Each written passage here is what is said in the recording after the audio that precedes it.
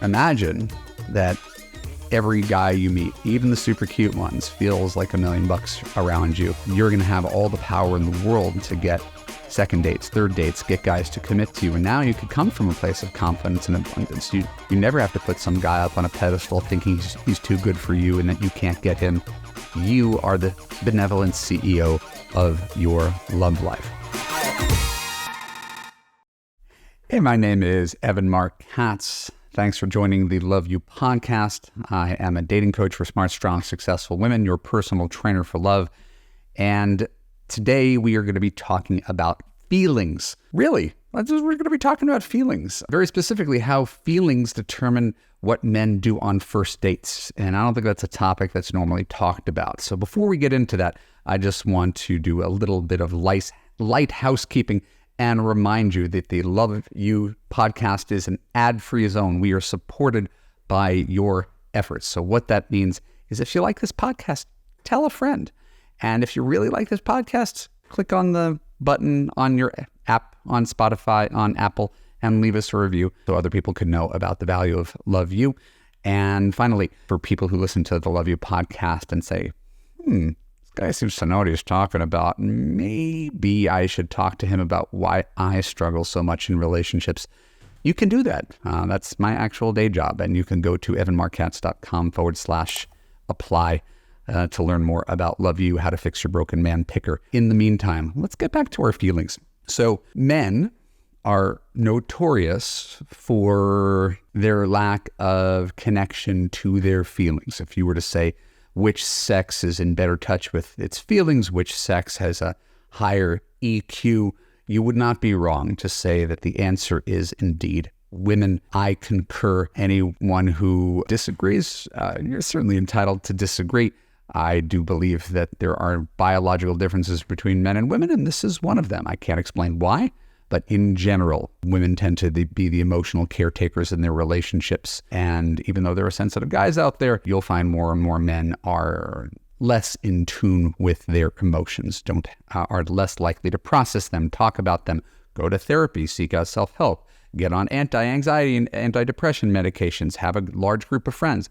These are all things that we see out in nature. So I don't think it's terribly controversial. The surprising part of that is that as a coach for women, you would be shocked as to how many women are completely out of touch with their own feelings. Put differently, not out of touch with their own feelings, not confident enough in themselves to listen to their own feelings. That is an important distinction. So what do I mean by that? It means when I talk to a woman who is 55 and has been divorced for 3 years, and I ask her about her marriage, which lasted for 25 years, and I say, at what point in your relationship did you realize that your husband was selfish, narcissistic, difficult, insensitive to your needs? When did you know something was wrong? She'll usually say something like, I don't know, 6 months into the relationship. And here she is 30 years later. That's what I mean about not listening to your feelings. You have the feeling something's wrong here, and you normalize it, and you justify it, and you rationalize, and you stay in a relationship where you're not happy, or you feel small and unseen, and you treat that as if that's okay. That is why I have a job after 20 years, and it makes me really sad, but it happens to be true. Women, for some reason, put up with enormous amounts of crap from men and ignore their own deep-seated feelings. So I think people have issues with feelings. They're just sort of slightly different issues. Flip this thing around again. Did you know that men actually are feeling creatures too? We're not robots. We're not simply seeking sex. We're not all the worst things that you could say about men have some partial basis in truth, but they're too narrow. They don't really encapsulate the totality of what it's like to be a man. So years ago, one of the more popular videos I ever made on YouTube, where I'm not particularly popular, was called Men Are About Feelings, Not About Looks. And I stand by that. I'm just going to say the same thing differently today. Men care about looks in as much as if he's not attracted to you, it's not going to go anywhere, but that's not really different. If you're not attracted to a guy, it's not going anywhere either. So to say men are all about looks doesn't mean very much. Look around. Is every married woman really attractive or more attractive than you? No. So clearly, men are all about looks is not all there is to men. So we can't keep on saying that. Men are all about looks and youth and beauty. Yeah, that's what will get someone's attention and get you in the door. But any guy who's ever been divorced will tell you that he was attracted to his wife. That's not a secret. The reason that he left her, hypothetically, is not because of attraction, right? It's because of something else. Probably how he felt in her presence. And so let's talk about that for a second, because this came up to me in a conversation with a client recently. She will remain nameless, and yet she identified something that was really common that I just don't hear talked about very much. And that's that women can go on first dates and not get second dates and have no idea why, which again, doesn't make it any different than men. Usually we know why men don't get second dates.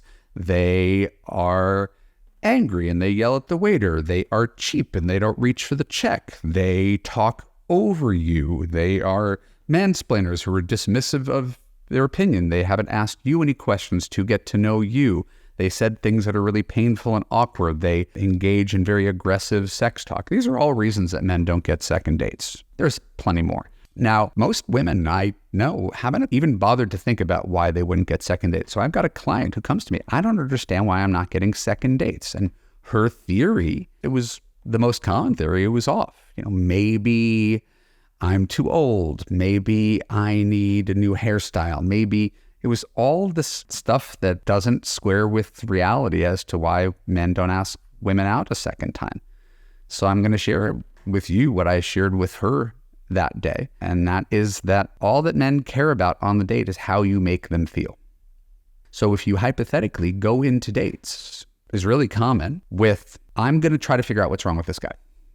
And I got an hour and a half to myself. I could be at home watching Netflix. I could be out with a girlfriend. I could be curling up with a book and a cat, but I'm going on a date that I kind of don't want to be on. So in this hour and a half, I'm going to try to figure out what this guy's deal is.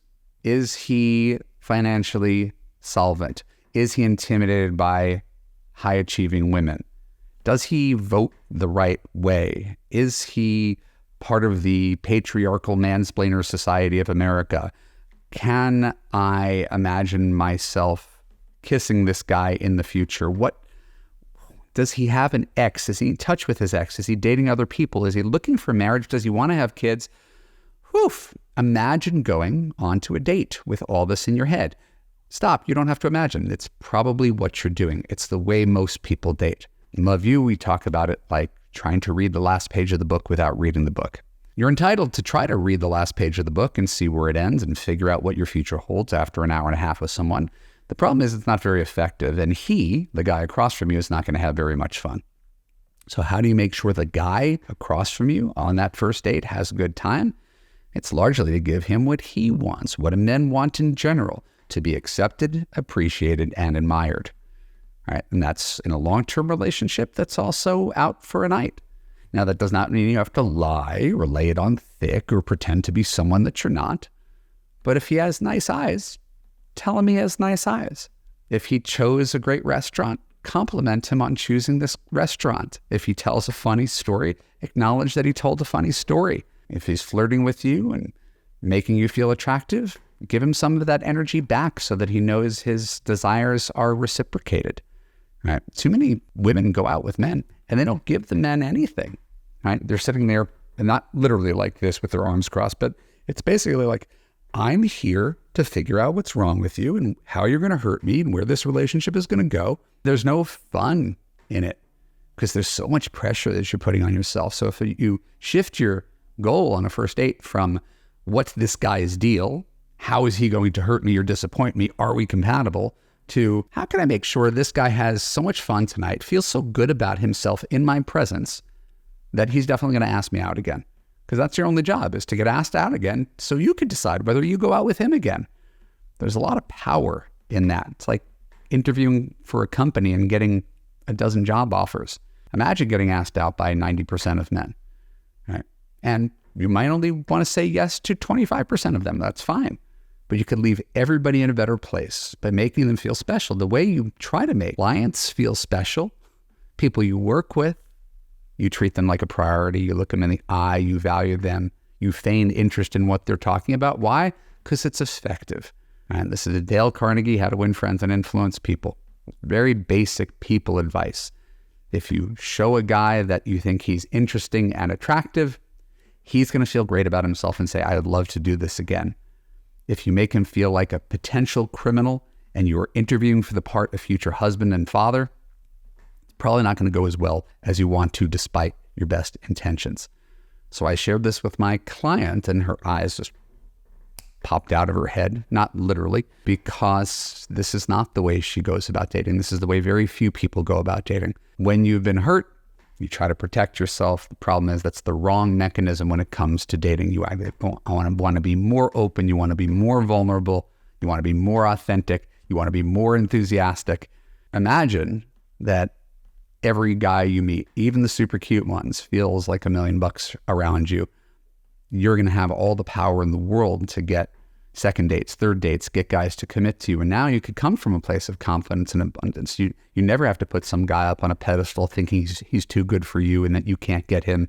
You are the benevolent CEO of your love life. If you find that appealing, my name is Evan Mark Katz. Thanks for joining the Love You podcast. Feel free to subscribe on YouTube, subscribe on Apple. Leave us a positive comment, leave us a positive review. That really means the world. And if you are tired of being alone, talking yourself into convincing yourself that you are happier being alone, you're probably happier with a guy who loves you and takes care of you and thinks you're the bee's knees.